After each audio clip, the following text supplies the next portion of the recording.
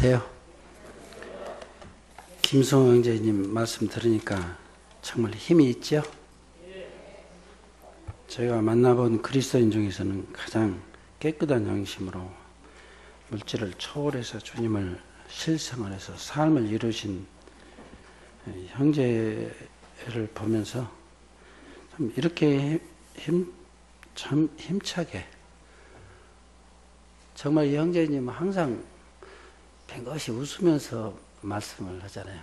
저는 가만히 있는데도 좀 화난 것 같다는 저 환자를 보다 보니까 심각하고 항상 긴장을 해야 되니까 제가 조금, 그리고 아내가 저를 주름살을 펴주겠다고 이마에다가 보톡스인가 무엇인가를 겨우 맞으라 해서 얼굴이 좀 잘 펴지질 않습니다. 그래서 이해를 해주시기 바랍니다.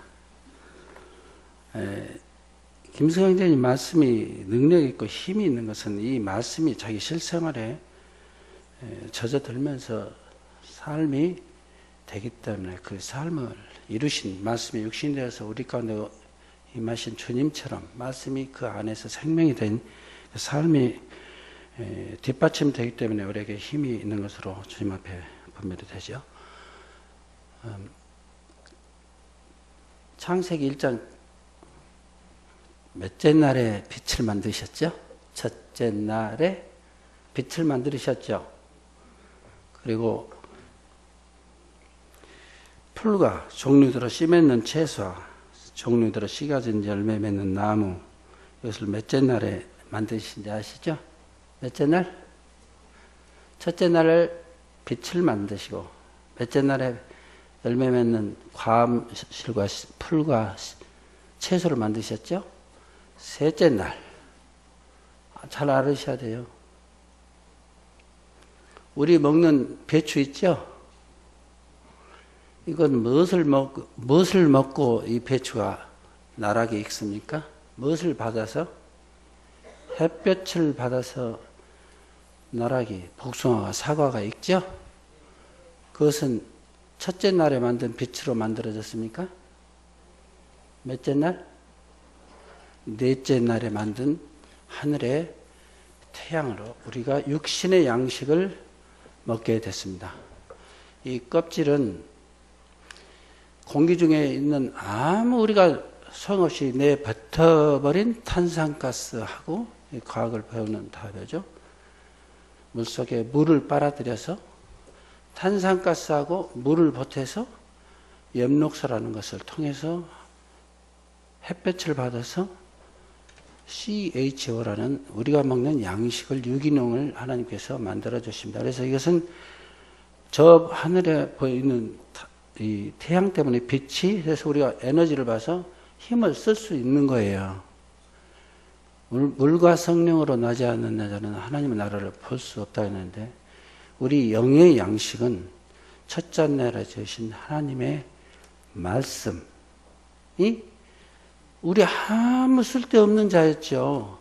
버러지만도 못한 우리를 주님께서 흙으로 돌아갈 CO2보다도 못한 우리를 택하셔서 하나님의 영광스러운 말씀이 우리 가운데 오심으로 우리 쓸데없는 육체를 가지고 우리 안에 새 영을 만드신 주님께서 우리 영혼이 사는 양식을 하나님께서 말씀으로 주십니다. 오늘 이 시간에 여러분들에게 하나님께서 주신 영의 말씀이 우리에게 어떻게 양육시키는가, 저와 같이 양육받기를 원합니다. 물과 성령으로, 우리 전부 물과 성령으로 나셨죠. 우리 영혼이 하나님 앞에 공급받기를 원하셔서. 근데 똑같이 햇볕을 받고 CO2로 열매를 맺었는데, 아름다운 사과, 배와 각종 그 나락과 우리가 유익한 과실을 내는 그런 과목도 있지만 쓸데없는 잡풀도 많잖아요. 그래서 우리 영혼의 양식도 영혼을 헐치게는 그 이상한 악령들에 속하는 그런, 요새 세상이 시끄럽죠. 그런 이상한 귀신의 말도 있지만 그건 사탄의 말이지만, 하나님의 성령을 하시는 말씀은 우리에게 영의 양식이 됩니다. 누가복음 1장에 1절에 우리 가운데 이루어진 사실에 대해서 라고 했죠. 우리 가운데 이루어진. 이 초음파를 대면 1초에 똑딱 할 때 650만 번을 1분이 아니라 1초에 또르륵 소리가 650만 번이라는 음파를 내서 우리 신체를 들여다보면 간에 암이 생겼는지, 썰개에 돌이 들었는지, 심혈관이 어떻게 막혔는지 내장이 환한 스크린에 나타납니다. 이건 근데 초음파를 만든 기계를 대면 나오잖아요. 근데 두 가지가 있습니다. 초음파를 만드는 설계도가 다 있어요. 설계도가 이렇게 만들면 초음파 기계가 이렇게 GE에서 만든 초음파 기계인데 설계도만 막 말하는 거다고 여러분들에게 설계도를 말하는 사람하고 실제로 초음파를 만들어 갖고 그것이 능력이 돼서 속을 들여다볼 때 에너지가 돼서 신체 내부를 들여다봐서 모든 질병을 진단하고 사람을 살게 하는 기계가 될 수가 있어요. 설계도가 아닌 초음파 기계가 우리에게 필요한 거란 말이에요. 이것이 바로 살아있는 하나님의 말씀이고 우리 가운데 이루어졌던 이 김수환 형제가 그 지나간 순간 이렇게 올 때마다 이렇게 피가 스텝 바이 스텝으로 멈추면서 어떤 놀란 하나님의 인도하심을 우리가 눈으로 보게 실제로 그것이 초음파 기계가 돼서 우리 가운데 하나님의 능력이 나타난 것을 해요. 많은 고성경 공부를 합니다. 엄청 공부를 많이 해요. 예수님이 오시면 무시거단 말을 들 정도로 예수님 오셨을 때도 무시거단 말씀을 들었잖아요. 죽어 나사렛에서 나왔는데 뭘 안다고 그런 말씀 많이 들었잖아요. 우리가 무슨 하게 성경 말씀을 배우지만은 그 말씀이 한 가지라도 우리 마음 가운데 우리 생활 속에 실체가 돼서 일어난 사실이 우리에게 능력이 되는 것으로 보입니다. 그래서 우리 가운데 이루어진 사실에 대해서 김성 형제가 말씀을 아주 아름다운 사과 열매를 말씀을 드렸어요. 저는 삐뚤어지고 상처난 배, 땅에 떨어지는 배에 대한 말씀을 오늘 고백을 드리면서 말씀을 드렸으면, 교제했으면 합니다. 형제님, 어디 계셔? 형제님이 어떤 사람이 와서 1,000억을 줄 테니까 두 눈 좀 주라고 하면 줄랍니까? 1,000억하고 바꿀랍니까? 안 바꿀랍니까?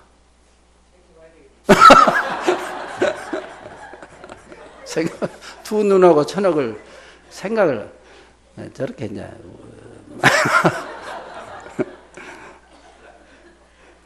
우리가 아무리 1,000억 아니라 2,000억을 준다고 해도 내 눈하고 두 눈하고 바꿀 수는 없어요.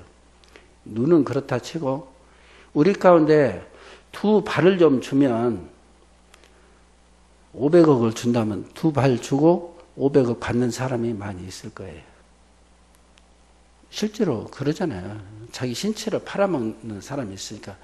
우리 레전트 받을 때만 해도 정말로 못 살던 1960년대, 70년대 초반 때는 피를 팔아서 먹고 사는 사람들이 예수병원 체열실에 줄을 서서 서로 자기 피를 팔아서 자기 식구들 쌀을 사주겠다고 줄을 서서 그 순서를 타기가 어려운 시절이 있었어요. 여러분들은 상상도 못할 때예요. 지금은 혈액을 구할 수가 없어가지고 아무리 돈을 많이 준다고 해도 피를 파는 사람들이 없어서 알부민 만들기가 그렇게 힘들어서 알부민이 20%짜리가 5%짜리로 변하는 이런 시대에 우리가 살고 있기 때문에 자기 신체가 얼마나 중요한지에 대해서 이렇게 알 수가 없습니다. 그런데 여러분 우리 두 손 다 자르고 100억을 준다면 어떻겠어요? 저 같으면 100억을 안 갖고라도 두 손 있게 살겠죠. 그렇죠? 여러분들 그러시죠? 돈이 아무리 좋다고 두 손 없이 100억 갖고 어디 가서 살겠어요? 이 사실에 대해서 우리가 정확히 이해를 해야 교회 안에서 성도들 간에 사랑하며 원수를 사랑하며 다른 사람을 용서할 수 있다고 생각을 해요. 누가 마가복음 9장에서 보시겠습니다. 마가복음 9장입니다.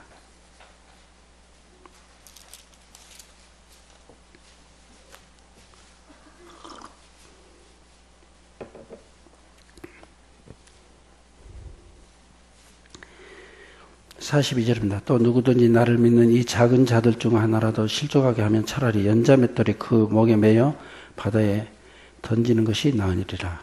만일 네 손이 너를 범죄하거든 찍어버리라. 장애인으로 정생에 들어가는 것이 두 손을 가지고 지옥 곧 꺼지는 불에 들어가는 것보다 나으니라. 만일 네 발이 너를 범죄케 하거든 찍어버리라. 다리 저는 자로 영생에 들어가는 것이 두 발을 가지고 지옥에 던져가는 것보다 나으니라. 만일 네 눈이 너를 범죄하거든 빼버리라. 한 눈으로 하나님의 나라에 들어가는 것이 두 눈을 가지고 지옥에 던지는 것보다 나으니라. 거기에서는 구더기도 죽지 않고 불도 꺼지지 아니하느니라. 사람마다 불로서 소금치듯 함을 받으리라. 소금은 좋은 것이로되 만일 소금이 그 맛을 잃으면 무엇으로 이를 짜게 하리요. 너희 속에 소금을 두고 서로 화목하라 하시니라. 제자들이 막 서로 누가 크냐고 다투었어요. 막 길가에서 막 네가 크냐 엄청나게 다투었어요. 그 앞에 보면. 그래서 누구든지 큰 거 크자고 하는 작은 자가 되고 머리가 되고자 낮아지려는 말씀을 하시면서 이 말씀이 나옵니다. 근데 참 처음에 소금을 두고 하여라 이 말씀. 근데 그 앞에 느닷없이 눈을 찍어버리라, 발을 찍어버리라, 손을 찍어버리라는 말씀이 나옵니다. 여러분 두 눈 다 뜨고 있구만요. 마태복음 5장에 눈을 보고 음식을 품는 자는 이미 간음하였다고 했어요. 한 번도 야리꾸리한 사진을 보고 한 번도 하나님 저는 이 눈을 한 번도 이상한 생각을 해본 적이 없습니다. 형제입니다. 한번 손 들어봐요. 한 번도. 그러면 눈 다 찍어버리지 어찌 달고 왔어요. 참 이상 하나님 말씀에 비교할 때 우리 두 눈 뜨고 다닌 거 이거 자체가 하나님 앞에 큰 은혜인 거예요. 우리 행한 대로 우리 육신이 행한 대로 했다면 우리 눈 뜨고 다닐 수 없는 자라고요. 내 발이 한 번도 범죄하는데 간 적이 없으신 분 손 들어보세요. 한 번도 내 발이 범죄하는데 안 갔다. 내 손이 범죄하는데 한 번도 쓰인 적이 없는 거룩한 손이란 분 손 들어보세요. 이것은 놀라운 말씀이에요. 여러분들을 구해내 주신 것이 하나님께서 여러분들을 법대로 심판하셨다면 여러분 눈 내놔야 돼요. 다 찍어버리고 가야 돼요. 우리 두 발 다 잘라야 된다고요. 하나님 나는 그렇지 않은데 참 내가 제가 보니까 참 깨끗하네요. 이것은 어떤 자하고 똑같으냐면요.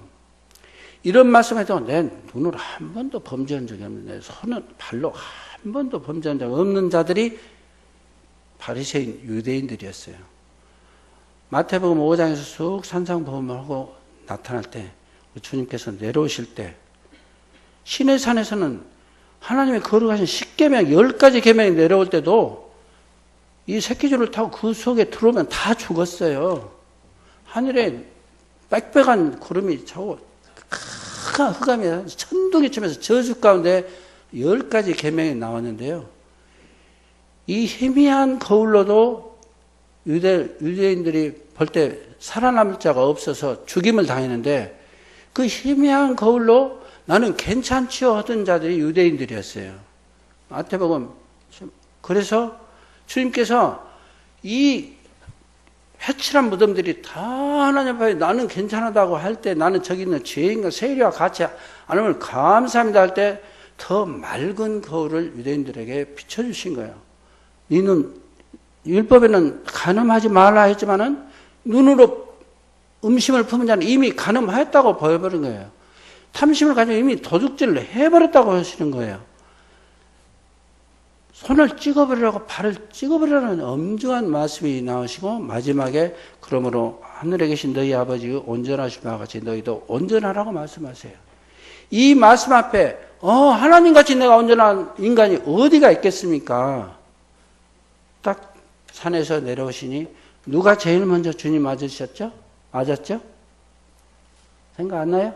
마태복음에 한 문둥병자가 나와서 주님 원하시면 나를 깨끗게 하실 수 있나이다. 이 구원받은 성도뿐만이 아니고 일반 교파 사람들이 전부 하나님의 문둥병자 같은 사람이에요. 문둥병자는 이 어루나너브라는 이쪽이 세 손가락을 지배합니다. 문둥병자가 어떻게 일제시대 때는 진단을 했냐면은 불을 여러 아군이 불을 떼다가 뜨거우면 어뜨고 이렇게 내는데 이렇게 넣어도 뜨거운 줄을 모르는 거예요. 그래갖고 확 이쪽에 튀어오면 100% 문둥병이야. 이쪽이 감각이 사라져버려요. 근데 이쪽은 아파요. 어떤 말씀은 마음에 하나님 내가 그것을 못 지켜서 죄송합니다. 근데 어떤 말씀은 나 괜찮아. 그런 것은 자기가 안 범한 것은 다 괜찮다. 나는 저기 아니라 사람에서 저 간음한 여인에게 나는 저 여인같이 간음 안 했다고 정죄로 돌을 때리려고 하고 있는 거예요. 하나님께서는 속으로 이미 음식을 보면 이미 간음했다. 그래서 문둥병자는 부분적으로는 아프고 부분적으로는 안 아픕니다. 문둥병 우리 모두 하나님 앞에 이 말씀할 때 하나님 나는 문둥병자 같습니다. 하나님 원하시면 나를 깨끗게 할 수 있습니다. 이 고백을 안 할 수 없어요. 우리 하나님 앞에 의로운 자가 하나도 없거든요. 그래서 여기 보면 실족해 하는 것에 대해서 말씀을 하시면서 실족해 하지 않은 것은 화목하라. 화목하지 않고 자꾸 형제간에 이렇게 다투면서 싸움이 나고 이것에 대한 경계의 말씀을 하시면서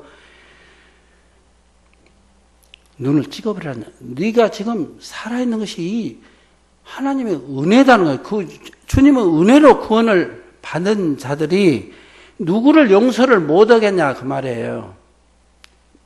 네가 어떻게 구원받아 애굽에 종됐을 때를 생각을 해봐. 어떻게 구원받았는가를 생각하면 예를 들어서 5억 빚을 탕감받은 사람이 5만 원 빚 진자를 탕감을 못 해주고 계속 감옥에다 가둔다면 말이 되겠느냐 말이에요. 하나님께서 우리를 구원해줘. 이 지옥갈 이 두 눈이 우리가 뜨고 있는 것 자체가 지옥을 안 가도록 우리를 구원해 주신 그 가치가 얼마나 큰 은혜라는 거예요. 이것을 생각할 때 형제들의 허물을 용서 안 할 수가 없다는 말이에요. 제가 용서 이 말씀에 소금에 그 오징어를 소금을 탁 치면 어떤가요? 낙지를 소금을 탁 치면 팍 움직이죠. 그 지렁이에다가 소금 한번 찌그러 봐요. 엄청 몸살을 찌고 그냥 몸부림을 칩니다. 소금 지옥 이야기가 나오잖아요. 사람마다 불로서 소금치담을 받으리라. 우리 행한 대로 하나님께서 우리를 심판하셨다면 우리가 지옥에서 헛뜨거 그냥 달을 치고 후덕후덕 뛰고 죽을 정도로 고통을 받을 이 중한 죄를 주님께서 용서를 하셨으니 우리가 돈으로 말하면 우리 눈 하나가 5억이라면 100억이라면 우리 형제가 우리를 형제라 부른 사람이 우리를 향해서 5천만 원을 사기를 치면 용서를 해야 됩니까? 안 해야 됩니까? 어느 형제 부부간에 저희 집을 찾아왔어요.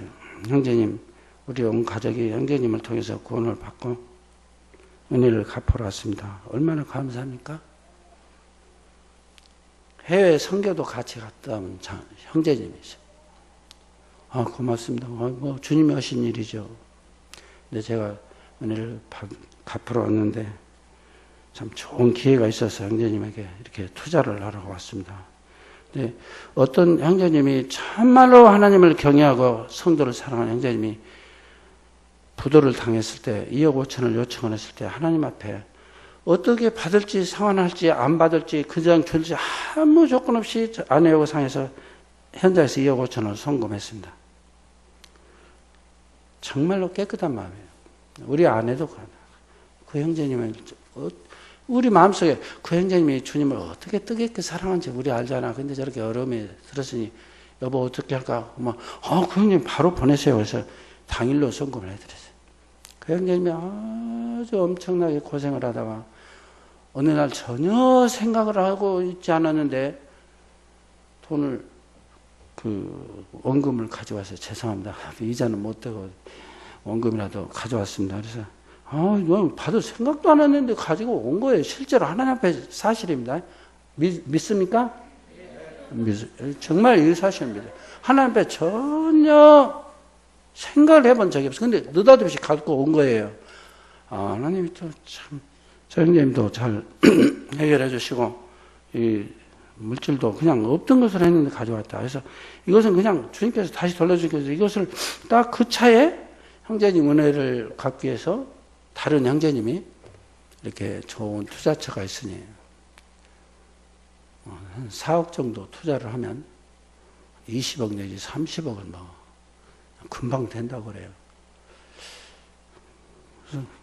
그래서 나는 너무 모르는 세계인데 형제님이 주님 은혜를 갚으러 왔다는데 여러분 믿어야 됩니까? 안 믿어야 됩니까? 안 믿어야 될 분들. 믿고 믿으실 분. 믿겠죠? 주님 은혜를 갚으러 형제님이 복음을 전해서 우리 가족 구원받는데 마치 얼마가 들어왔어요? 그냥 없던 것으로 한 2억 5천이 온 거예요. 아, 마음에 주님께서 참 내가 어쨌든 나 같은 자가 욕심 많은 자, 삭개오 같은 나 같은 자가 그 돈을 그냥 하나님 앞에 드렸더니 이것을 재투자해서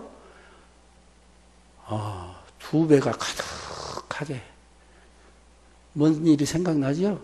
베드로 사도가 그물을 깊은 곳에 들어봤는데 2배가 가득, 배가 그냥 한 배도 아니고 2배 가득 배가 까랑게 된 거예요. 그물이 막 어쨌다고요? 찢어져 버린 거예요. 아, 그것이 눈앞에 서르는 거예요. 아유, 2억 5천이 25억이 된다는데, 뭐, 그물이 막 찢어지면 어쩌지, 이거. 아, 내가 이렇게 너무 고생하니까, 이 까마귀들 말고, 비둘기, 이방인들 말고 성도들만 섬기라고, 이제 그냥 전국에 있는 성도들만 진료하고 써붙이도록 주님이 축복하시는구나. 그러지 뭐. 난 너무 모르는 세계예요. 그렇죠, 뭐. 2억 5천을. 현장에서 4억을 투자를 했습니다. 한 가지 마음에 썩 좀 안 좋은 기분이 들어요. 이런 일로 잘못되어도 나를 고발 않겠다고 도장을 찍어주세요. 그래서 뭐 형제를 고발한다고 잘못된다고 해서 형제를 고발을 했습니까? 도장을 받아. 그래서 그것은 조금 마음이 좀 이상하긴 한데 도장 찍어주라면 도장 찍어줬죠. 지루하십니까? 재밌죠? 그런데 금요일인데 토요일날 대전 이제 집을 가는데 또 전화가 왔어요. 선생님 또 좋은 건이 막 있어갖고 얼마를 더 투자를 해야 된다네. 막 시간이 없다는 거예요. 막 순식간에 이것이 물건이 더 났는데 근데 좀 우리가 너무 모르는 세계인데 아내하고 이것이 막 주말에 막 재촉을 하고 막 그냥 금방 떨어져 본다고 막 그런 것이 여보 세상 사람들은 말하면 이게 전형적인 사기꾼들이 하는 짓인데 근데 형제가 와서 주님 은혜를 갚으러 왔다는데 그걸 의심하는 건 너무 마음이 괴로운 거예요. 너무 이건 내가 주님을 의심하는 것이 되는 거예요. 그래서 형제 그거 하려면 또 뭐 적금 하나 활어야 되고 200~300만 원 손해보고 해야 되는데 근데 그건 껌값이고 뭐 200~300만 원 그건 껌값이니까 그냥 바로 해석을 하고 막 보내라고 하는 거예요. 그래서 또 보냈죠. 주일날 또 전화 왔어요. 불과 이틀 만에 일어난 사건입니다. 형제님 1억을 보내시면 한 달에 600만 원씩 이자를 드린다는 곳에 투자를 하십시오. 그래요. 여보, 어째서 그래? 누가 급한 돈이 필요하대. 그래서, 아니, 법정 금리가 28% 넘어가면 법을 안 갚아도 돼요. 한국 최고 1억을 벌면 2,800만 원 이상은 안 갚아도 된다니까, 법적으로. 근데 600만 원이면 72%예요. 72% 1년이면. 형제, 내가 서울에다 아파트를 세를 내놨을 때 한 달에 그 250만 원씩 월세를 내는 사람이 5달을 못 들어가지고는 근 1,000만 원을 이제 임대료가 나왔는데 그 사람 형편이 열어져서 못 들어오게 됐어요. 그 사람은 그걸 재우고 줘야 됩니까? 원금을 다 줘야 됩니까? 계약금을 1억을 냈는데 못 들어와 버렸어요. 5달 동안. 저는 몇 달 동안을 못 받았냐면 1,200만 원을 못 받았어요. 월세를요. 떼고 줘야 됩니까? 1억 다 줘야 됩니까? 법적으로? 법적으로 떼고 줘도 아무렇지도 않은 거예요. 임대로 자기도 형편이 어려우니까. 근데 제 마음속에 얼마나 형편이 어려웠으면 거기를 못 들어오고 살아보도 못 오고 1,000만 원을 1,200만 원을 떼야 될까 참 마음이 아파서 당신 형편이 그렇다니 아니 내가 그 돈을 차마 못 떼고 죽었다고 1억을 다 도로 내주면서 그런데 주님 예수님을 믿으세요. 참 형편이 어렵다니 참 안 됐네요 하고 다 돈을 내준 사람이에요. 그래서 그 형제한테 그랬어요. 형제 내가 형편이 어렵다는 사람은 1, 2천만 원도 그냥 감해주고 보낸 사람들이 그 얼마나 형편이 어려운 사람이 한 달에 600만 원을 준다고 그러고 이건 말도 안 되는 소리잖아 하면서 이 형제의 마음속에 선한 양심이 없지 않는가라는 생각이 들었어요. 그래서 금요일 날 저에게 제안했던 그것에 대해서 인터넷을 검색해 봤더니 무려 2억밖에 안 되는 것을 4억 5천을 취한 거예요. 어떻게 생각하십니까? 인터넷 한 번 치면 나올 것을 마음이 기쁘겠습니까? 부하가 나겠습니까? 이건 말도 안 되는 소리. 교회 안에서 이게 이게 불신자도 아니고 평생을 내가 참 지혜롭게 살았다고 자녀들에게 불효한 일은 취하지 말라고 유언으로 남길 정도로 정말 하나님 앞에 깨끗한 돈 아니면 절대 취하지 말는데 내가 그 순간 부하라고 하는 자는 시험과 얼미에 빠진다는 말씀이 생각나요. 내 마음속에 부하려는 마음이 있어서 시험의 올무가 찾아왔구나.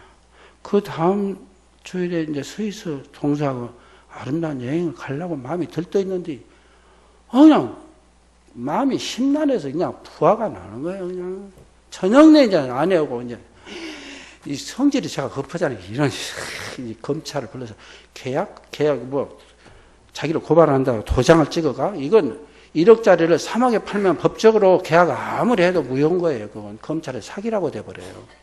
그 도장 찍어도 무효인 거예요. 그 심히 부당한 거래는 무효인 거예요. 도장을 찍어. 그때 좀 이상하더니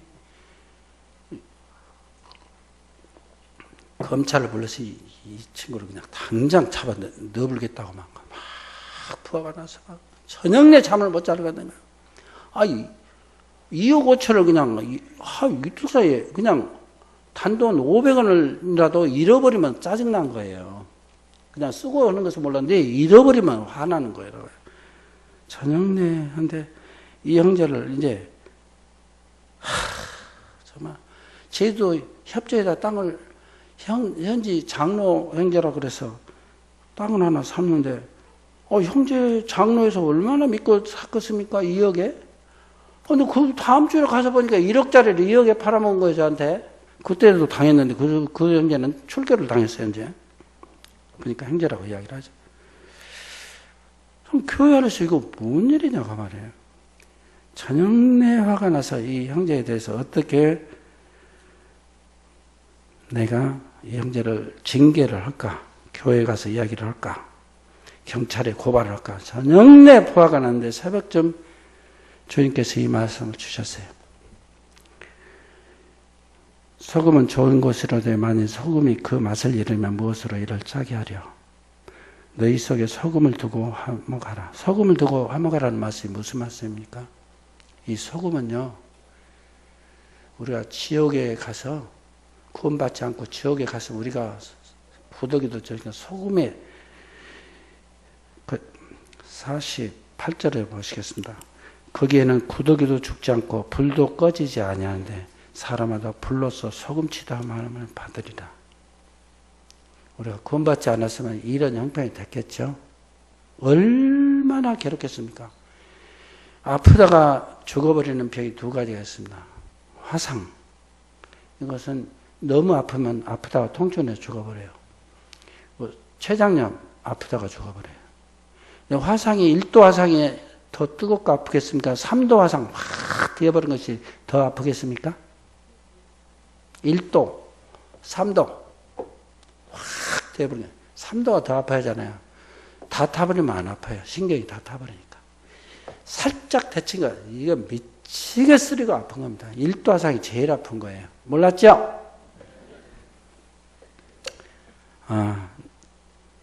네 눈이 얼마짜리냐 그러시더라고요. 네 눈이 2억 5천짜리 더 넘냐? 너 구원해 줄 때 내가 내 몸을 너한테 넣었는데 2억 5천 갖고 네 형제를 송사를 할래? 그렇게 딱 주시더라고요. 만약 2억 5천 너 되돌려 받고 네가 지옥 가면 어땠겠냐? 나는 너를 위해서 다 몸을 다 줬는데 2억 5천 갖고 형제에 대해서 그렇게 노하느냐? 새벽에 아내하고 손을 잡고 용서합시다. 용서합시다. 그래서 낮에 예배 끝나고 산에 올라가서 전화를 했습니다. 형제, 내가 이래서 그 가격이 실제로 별것이 아니던데 내가 깨끗이 2억 5천 손해보고 했습니다. 원금 2억 5천만, 원금 2억 5천, 2억 5천 갖고 2억 5천만 나를 주세요. 2억 5천 이틀 만에 내가 포기하겠습니다. 전화를 했어요. 그 다음날 월요일날 그 형제가 저한테 찾아왔어요. 형제님, 제가 죽을 죄를 지었습니다. 제가 사탄에게 뒤집어 씌워서 형제님을 속이고 그 돈을 절반을 제가 제 앞으로 돌린 것을 회개하러 왔습니다. 왔더라고요, 저녁에. 제가 그랬어요. 형제, 내가 형제였더라면 형제는 2억 5천을 나한테 거짓말했지만 내가 형제처럼 어려웠다면 나는 5억 전체를 생겼을 사람이야. 나는 그보다 더 악한 자야. 형제가 얼마나 어렸으면 나한테 와서 그렇게 했겠어? 내가 용서해야지.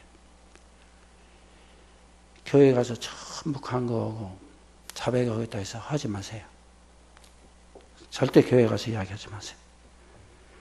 프라하에 가면 제일 큰 성당에 순은으로 만든 관이 이렇게 천장에다 걸어놓고 전 세계 카톨릭 교인들이 순례 코스가 있습니다. 어느 신부가 왕비가 바람을 피워갖고 고해성사를 했어요. 왕이 그것을 알아차렸어. 신부를 불러서 우리 왕비가 뭐라고 고해성사했냐? 누구고 바람 피웠다고 하지?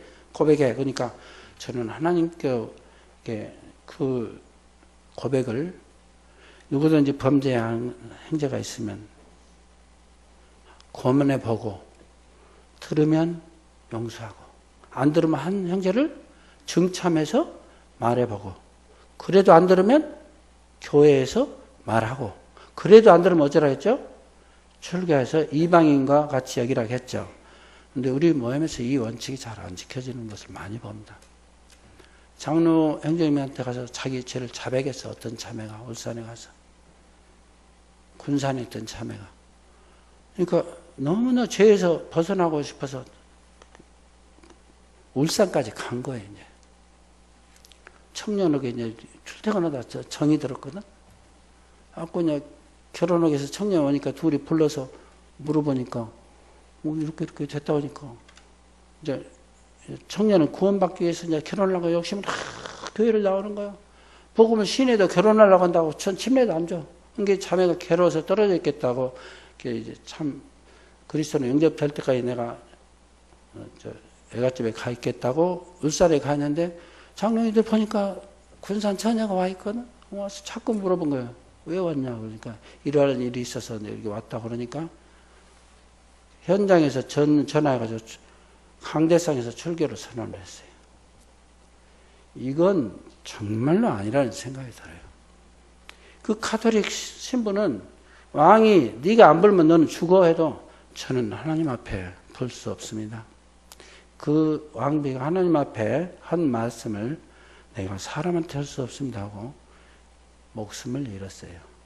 그래서 가톨릭은 신부한테 고해성사하면 제사함 받는다고 하잖아요. 그 신부가 영웅이 되었고 은에다가 산채로 미라를 만들어서 전 세계 가톨릭 신자들이 다니면서 성지 순례를 하는 거예요. 아, 우리도 신부한테 해도 이렇게 우리 비밀이 지켜지겠구나. 하나님 앞에 용서를 받는구나 하고 성지 순례가 되는데 이것은 웃을 일이 아니고 우리도 지켜져야 될 부분이라고 생각이 됩니다. 하나님은 저희 불법을 사하셨으니 내가 다시 기억지 아니하리라 하죠. 그렇지만 우리는 어떤 형제가 와서 우리 집에 와서 오메가 시계를 돌아가 버렸어. 그래서 와서 자백해서, 형제님, 내가 미친 속이 돼서 이거 도로 갖고 왔습니다. 자백해서, 없던 일로 했는데, 다음에 왔더니 또 은수저가 없어져 버렸어. 그러면 그 형제가 왔다 갔는데, 그러면 우리는 어떻습니까? 옛날에 오메가 시계 가져갔던 것이 생각납니까? 안 납니까? 또 그랬나? 리콜이 되는 거야. 하나님은 우리 죄를 한 번 자백하면 다시 기억지 아니하시는데 우리는 계속 기억을 하는 거예요. 우리 모임의 형제들이 한 번 실수하면 우리 모임의 형제님들은 사실 사회적 네트워크가 거의 없어. 성도들밖에, 특히 장로님들은. 우리들은 뭐 의사회도 있고 뭣도 있지만은 우리 성도들밖에 없어요.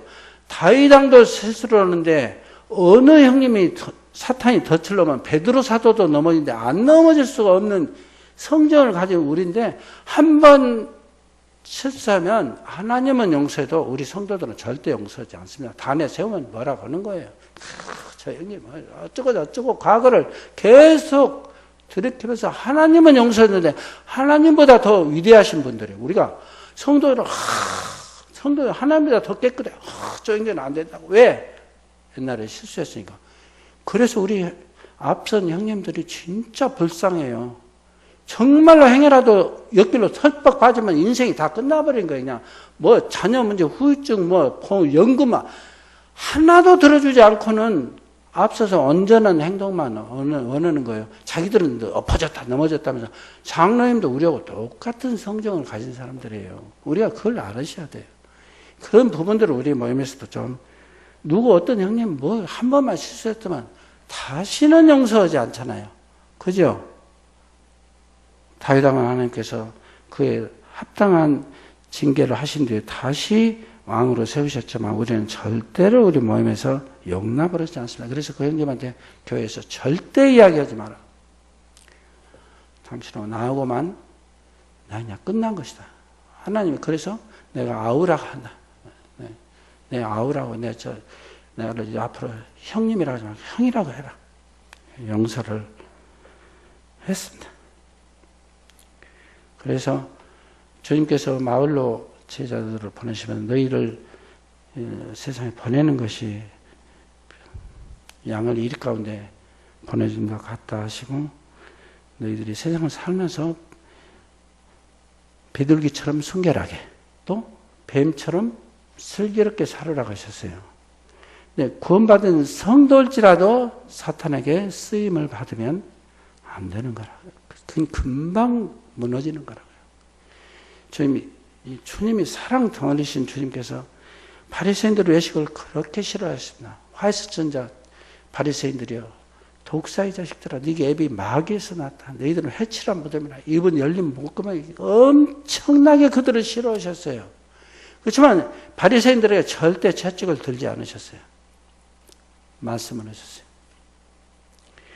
주님을 팔던 그 가룟 유다가 자기 옆에 날름날름하면서 떡과 잔을 같이 먹을 때도 그 가룟 유다를 지칭해서 나무라지 않으셨어요. 근데 한 번 채찍을 들으셨어요. 언제 채찍 들으셨죠?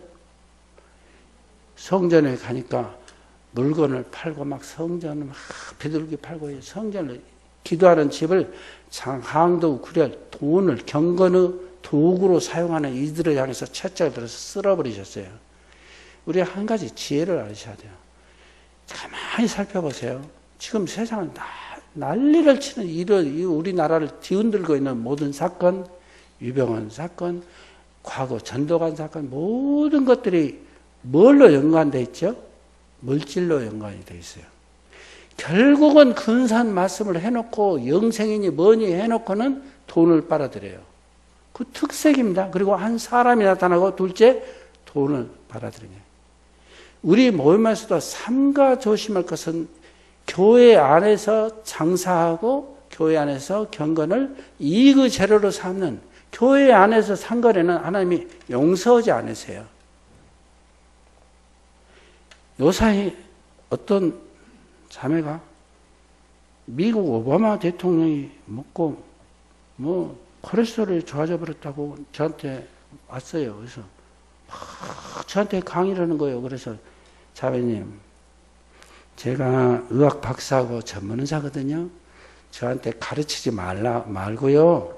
이런 거 있는데 어떻게 생각하십니까? 제 의견을 물으시면 몰라도 자매님이 지금 내과 전문의사한테 와서 한번 책을 갖고 와서 미국 의사들 보는 책이라고 여기 보시라고 그래요. 자매님, 내가 거기 자매님한테 어디 의과대학 나왔는지 모르지만 그래 놓고 저걸 물건을 팔아주라는 거예요. 제가 이제 해라면 성도들, 전국 성도들한테 가서 팔라고 이제 하는 거예요. 벌써 이미 춘천지방부터 시작을 했습니다. 다단계입니다. 여러분, 교회 안에서만 팔고 사는 거, 이걸 경건의 재료로 사는 건 심히 위험한 거예요. 어떤 형제님이나 자매님이나 어떤 사업을 할 때 우리가 선한 양심으로 그분들을 가서 도와주고 선한 교제를 할 수 있지만, 교회 안에 들어와서 사고 팔고 이거, 제가 여러분들 예방접종 해드리지만은 단돈 1원이라도 남겨서 하는 것은 하나님의 용서를 하지 않으세요. 그냥 여러분들 성도 사랑해서 지켜주려는 마음으로 하는 것이지, 제 말씀 이해하겠습니까? 행여나 교회 안에서 다단계에 들어오면 썩을 지름길입니다. 콘스탄틴 대제가 기독교가 그렇게 환난과 핍박 네로 그 사자굴에서 찬송 부르던 그 아름다운 기독교가, 콘스탄틴 대제가 딱 기독교를 합법화시키면서 정치하고 합법하면서 돈이 들어오고 기독교가 썩어버린 거예요. 모임 안에서 돈을 가지고 들어오는 것에 대해서 삼가. 저는 세상을 살 때는 뱀처럼 슬기롭게 살라는 말씀을 기하면서 생각하고 누구한테도 속지 않았다고 자신을 했는데, 모임 안에 와서 형제라고 오니까 무장 해제가 되어버린 거예요. 몇 번이나 우리 자매하고 그랬어요. 여보, 세상 사람들이 말하면 전형적인 사기인데 전형적인 사기인데 어쩔까?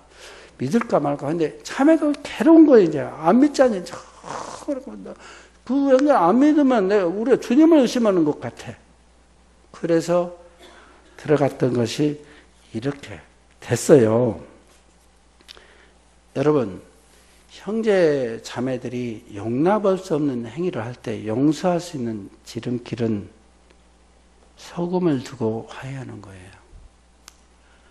내가 이 형제가 죄를 나한테 1억 원어치 지었다면 주님께서 내 눈을 지금 띄워주고 있는 이 눈이 100억짜리라는 거 아셔야 돼요.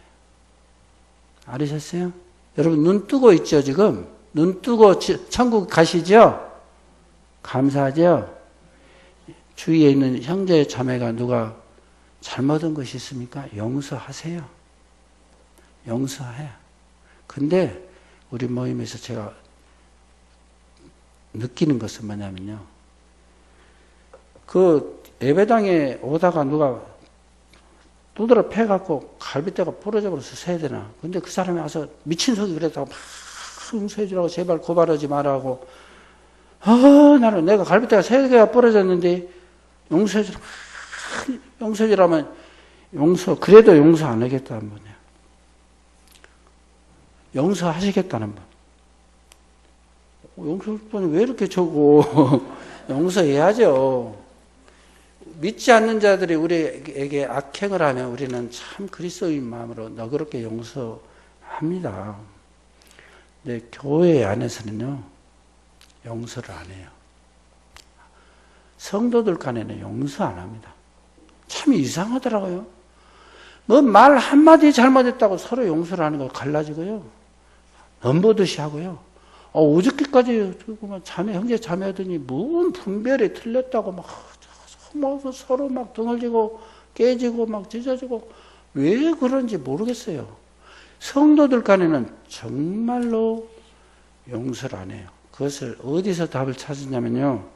주님이 돌아가시기 전에 빌라도가 물어봤어요. 야, 가야바라는 도둑놈이 있는데 명절에 하나씩 놔주기로 했으니까 그 대신에 그 예수님 용서해주면 안 되겠냐 하니까 누구를 용서하라 했어요? 가야바 놔주고 누구 죽이라 했어요? 예수님 죽이라 했어요. 유대인들이. 그러니까 이방인들은 가야바 살인 강도를 우리가 용서를 해요. 근데 성도는 용서를 안 합니다. 왜? 하나님을 섬기는데 나하고 틀리대요. 여호와를 섬기는데 지기는 옳은데 예수님은 틀렸대. 그래서 예수님 죽이는. 이것이 교회 안에서 논의 자행이 됩니다. 우리 성도들 간에도 성도들 용서하지 않아요. 조금만 남보다 더 무섭게 변해요. 왜 그러죠? 저희가 하나님께 열심히 있어요. 저희가 하나님께 열심히 있으나 하나님의 의를 모르고 자기 의를 세우려고 열심히 하나님 의에 복종치 아니하느라는 로마서 말씀이 그대로 있는 거예요. 하나님께 열심히 있어요. 나는 하나님께 이렇게 섬겨야 되는데 저 형제는 저렇게 말한다는 거예요. 틀렸대. 용서 안 돼. 하나님께 열심히 있으나 하나님 외에는 다 용서라는 거예요. 자기를 찔러 죽이는 자도 예수님 찌르는 자들은 하나님 저들의 죄를 사하여 주옵소서. 저들이 하는 죄를 알지 못하기 때문입니다.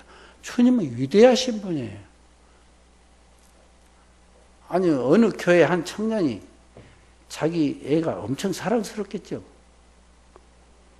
자기 애가 어느 애하고 부닥치면 자기 애를 울리겠다고 해서 확 눈살 맞고 어떤 놈의 새끼냐. 내가 작사를 내볼 거야. 작사를 내볼 거야. 나 죽여버려. 자기 애하고 부딪혀서 자기를 울리게 했대요. 그런데 그 다음에 예배 시간에 하나님 저를 이렇게 저 같은 자를 용서해 주셔서 고맙습니다. 자기는 어떤 죄를 용서받았는데 자기 애 울린다고 작사를 내겠다는데 희한한 믿음을 가진 사람이에요. 그를 위해서 기도를 제가 많이 하고 있는데 이제 그만해야죠. 여러분 용서가 안 되면 소금을 생각하세요.